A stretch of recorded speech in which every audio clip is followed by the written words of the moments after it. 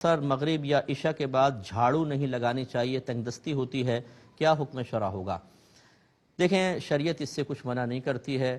بعض اکابرین نے ایسی چیزیں لکھی ہیں، لیکن ہم اس میں یہی تعویل کرتے ہیں کہ ان کے علاقوں میں یہ باتیں مشہور ہو گئیں، انہوں نے اس وجہ سے ان باتوں کی تائید کی ہے کہ اگر ہم تائید نہیں کریں گے، اس کے خلاف بولیں گے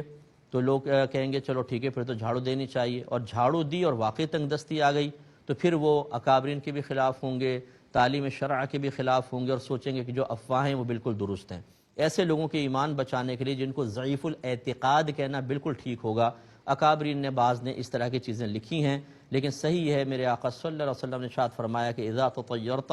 فمضی، جب تم کسی شے سے بدشگونی لینے لگو تو اس کام کو کر گزرو، یعنی دل اگر بدشگونی لے رہا اس کام کو کر گزرو، کیونکہ بدشگونی ہمارے مذہب اسلام میں کوئی چیز نہیں ہے۔ میں اکثر سمجھاتا ہوں، باہر کے ملکوں میں رات میں صفائی ہوتی ہے، آپ یو اے ای کی ریاستوں میں چلے جائیں، نائٹ میں پورا کلین کر دیتے ہیں اور ڈے میں سب صاف ستھرا ملتا ہے، دن کے اندر صفائیاں نہیں۔ ہاں، دن کے اندر ضرور وہ لڑکے وغیرہ ہوتے ہیں جو فٹ پاتھ سے کوئی چیز پھینک دی تو اس کو جمع کرتے رہتے ہیں، لیکن پراپر صفائی جو ہے رات میں ہی ہوتی ہے۔ تو رات میں اگر صفائی کرنے سے تنگ دستیاں آتی تو ان پہ زیادہ آنی چاہیے۔ اس قسم کی دقیانوسی باتوں سے یا جن کے پیچھے شریعت کی مضبوط دلیلیں نہیں ہیں، ان باتوں پر تو ہم عمل کرنے کے لیے بہت تیار ہیں، دل میں خوف بھی پیدا ہوگا، جھاڑو اٹھاتے بھی ہاتھ کانپ جائیں گے، پھینک دیں گے، لیکن قرآن و حدیث میں جو اللہ کے رسول کی واضح طور پر عذابات کی وعیدیں بیان کی گئی ہیں اور ان کے واضح طور پہ جرائم کے اوپر سزائیں بیان کی گئی ہیں، ان کو پڑھتے ہوئے کبھی ہاتھ نہیں کانپے گا،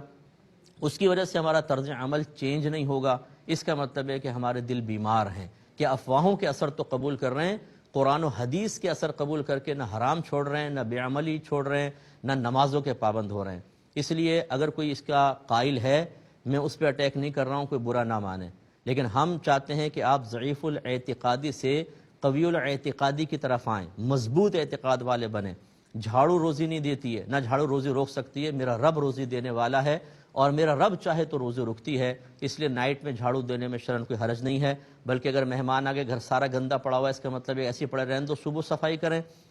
پوری گندگی ایسے رہنے دیں، بہتر ہے رات میں صفائی کریں، اپنے گھر کو صاف ستھرا رکھیں، اس میں شرعاً کوئی حرج نہیں ہے۔ بہرحال جو اسی کا قائل ہے وہ اسی پر قائم رہنا چاہتا ہے کہ جھاڑو رات میں نہیں دیں گے تنگ دستی آئے گی، تو پھر بھائی اور بہت سارے ذرائع بھی ہیں جن سے تنگ دستی آ رہی ہے۔ آپ دیکھ لیجئے، ہر گھر کے اندر تو خوشحالی نہیں ہے کہ رات میں جھاڑو نہیں دی تو خوشحالی آ گئی، تو ان سب کو بھی ختم کریں۔ جب ان چیزوں کے پیچھے لگیں گے، ہوگا وہی جو میرا رب چاہے گا، لیکن آپ کا اپنا مقصود حاصل نہیں ہو سکتا۔ یہ کہتی ہیں کہ دو بھائیوں